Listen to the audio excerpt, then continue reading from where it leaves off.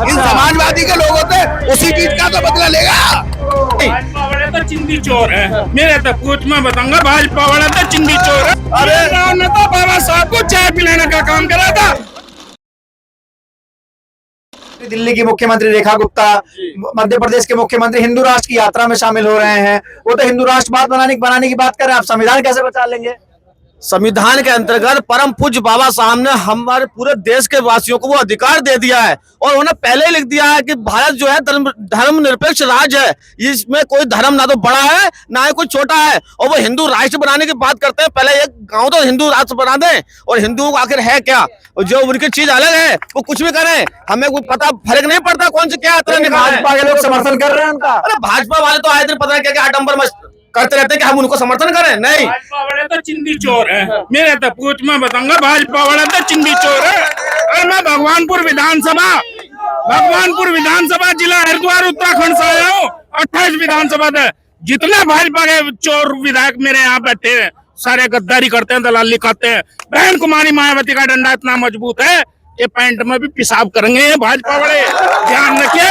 और ये दलित समाज है, मुस्लिम समाज है, सिख समाज है, एससी समाज है, एसटी समाज है, ओबीसी है, माइनॉरिटी वाले हैं, सारे इकट्ठा हो गए। बहुजन समाज पार्टी का हाथी जब चलेगा, फूल हो, पंजा हो, साइकिल हो, सबको कुचलता चलेगा। आपके यहाँ हरिद्वार में तो वहाँ के मुख्यमंत्री पुष्कर सिंह धामी सिर्फ मजारे तोड़ रहे, काम मजा ले रहे वो। कितने दिन मेरे यहाँ के एक ही विधायक है शहजाद, नाक में नकेल कस रखी बेचारे ना, बहुजन समाज पार्टी का।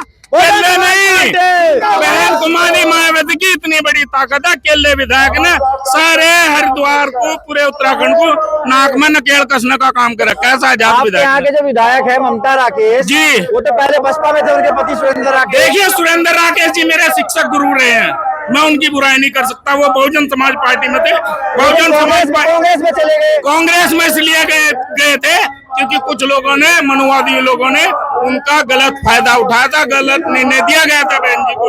लेकिन आज में जो है दर दर की परिवार वापस बसपा में आएगा, सब समाज आएगा, उनके साथ भी आएगा। आने वाला 2027 तो देखिए, चारों तरफ आपको नीला ही नीला दिखाई देगा, कोई लाल पीला सतरंगी दिखाई नहीं देने का, नीला।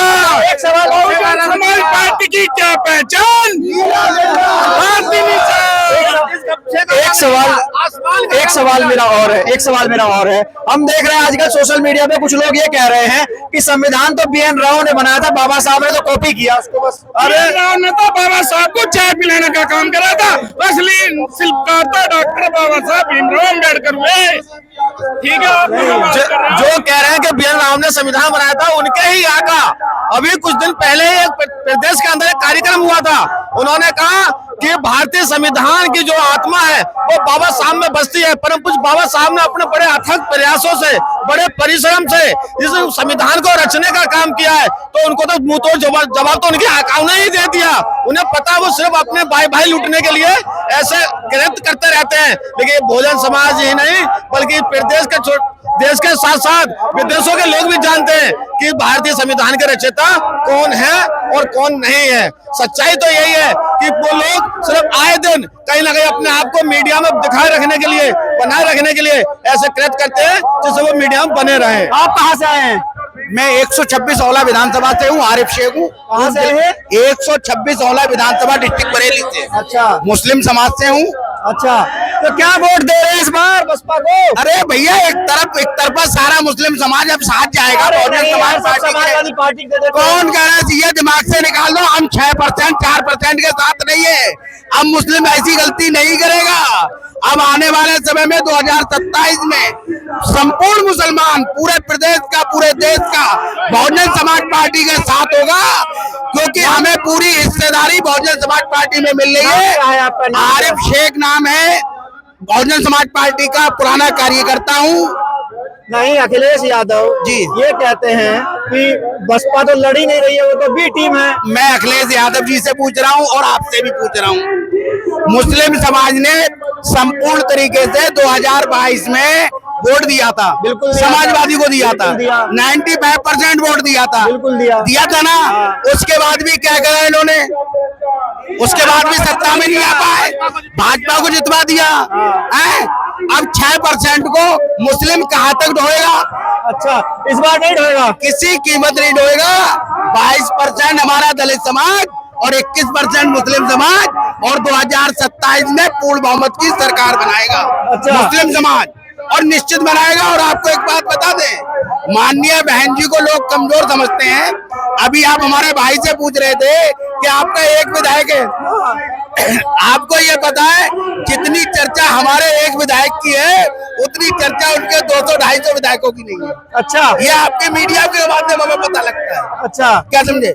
2027 में मुस्लिम समाज, क्या बहन जी ने जो काम दिया था अभी मुस्लिम भाईचारा बैठक में कि अपने मुस्लिम समाज के लिए काम किया, क्या मुस्लिम समाज उस काम को मान रहा है कि बहन जी ने हमारे लिए काम किया? पूरे तरीके से मान रहा है। मुस्लिम समाज को अगर काम किसी ने किया है तो उत्तर प्रदेश की पूर्व बहन कुमारी मायावती जी ने ही किया है। अरे कितने मदरसे, हमारे 100 मदरसों को अपने शासन में ग्रहण कर लिया। उर्दू शिक्षकों की भर्ती माननीय बहन कुमारी मायावती जी ने की। क्या समझे?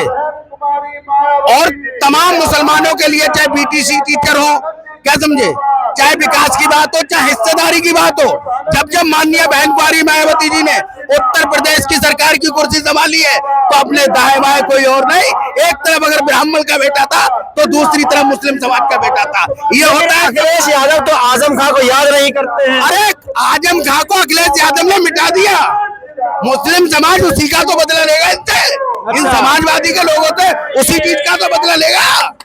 आप चिंता मत करिए, 2027 में मुस्लिम समाज एकजुट होकर बहुजन समाज पार्टी की सरकार बनाने जा रहा है।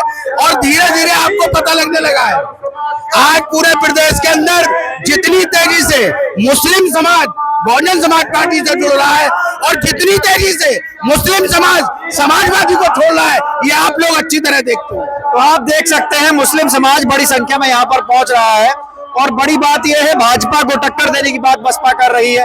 अब देखना है कि मुस्लिम और दलित जो भाई बात कह रहे हैं कि 21% और 20% मिलकर भाजपा को हराएंगे। अब देखना है ये मोमेंटम चुनाव तक कैसे बरकरार रहता है।